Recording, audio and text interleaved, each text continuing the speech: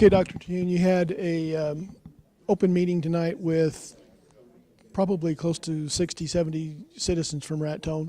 A lot of them were also faculty and staff from the schools. You heard a lot of different things, traffic, congestion, parking here, there, classroom sizes. The board's got their work cut out for them, and this is turning into an emotional issue.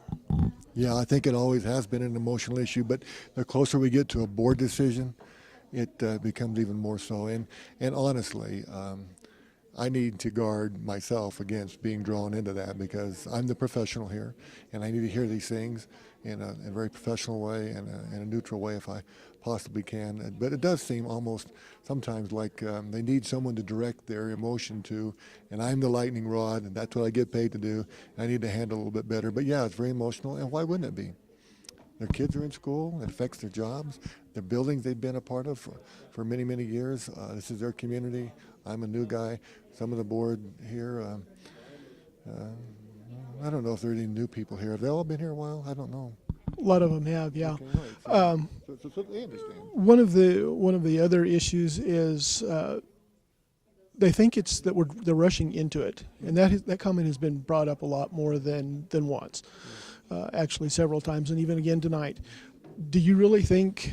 And you alluded to it again in the interview that we had the other day. Are we rushing into this? You know, and then they've also said that this is retaliation for the bond not passing. We can't. We have a timeline that we really need to take care of this in order for things to get done. Can you kind of go over that timeline again? Sure. Let me talk about that second one first, the issue of retaliation. The folks here, primarily, there were parents here. Many of the parents that were here serve on our advisory committees with our school, but most of the people here were staff, and the staff worked very hard to pass this bond. So there's absolutely no reason I wouldn't think, there's no rational reason to think that we're retaliating against the people who worked so hard to pass this bond. What happened here is we had the first best solution, which is to go out there and build a new school. That was the best solution.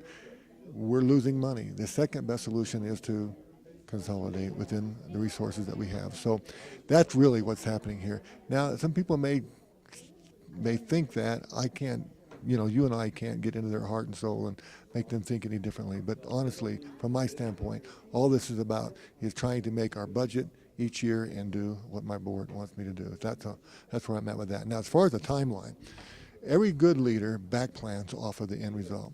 So if we want this to happen next year, you got to start with August 15th or thereabout and start planning back. Now, I've done this before, and I know how long it takes.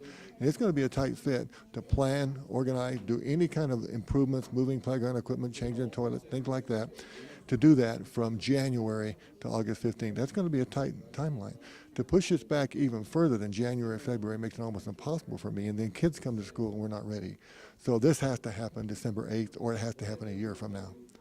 Okay? So one of the two has to happen. The board needs to make a decision pretty doggone quick, so it gives time for the superintendent, construction people, teachers, administrators to get this ready. If they don't do it by December 8th and they put it off to January, February, they make it almost impossible for me to get this done by August. So that's what we're back planning off of, and I think I explained that tonight to some extent. Okay. Real quickly, go over the funding issues. We get X number of dollars for each student that's in this school. We've had declining enrollment for the last couple of years, shrinking budget. Yeah, actually, longer than that. Someone said, though, that this didn't happen all at once. Well, the last 2 years have been extreme. There's been, if you look at the profile, the trend lines for enrollment, for the last 4 or 5 years, you see it dropping steadily. But the last 2 years have been huge. It's been like almost 200 kids, going from 1,200 to about 1,000 kids. And you put $7,000 or $8,000, possibly more, with special needs kids, et cetera, on each one of those kids. That is a significant amount of money going out of the district, and yet we're still trying to keep the same teachers, the same buildings, the same utility costs, the same maintenance, with thousands and thousands of dollars less that we have had in years past. It was almost a miracle In fact, I would say it was a miracle for Lita Sanchez and I to put a balanced budget together this year, and we're still not sure we can do it because the year's not over with, but we're trying to pay the bills as we go along, and we've got a plan. So we've got to do something, and I think it has to happen next year. I think the best solution would have been to build a new school. It would have been more efficient. It would have been the right size, and we could have gone forward with that. But now we're stuck with moving kids around in an old building. And there's no retaliation here. It's just practical finances and trying to get things done. That's all it is.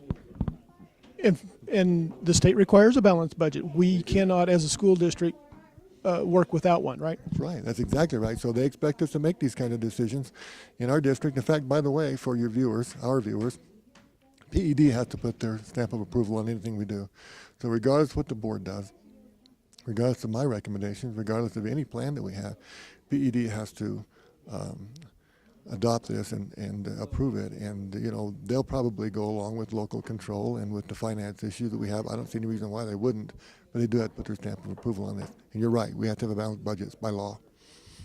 We almost didn't make it last time. Came very close to having one. Okay, thank you, Dr. Terhune. Thank you.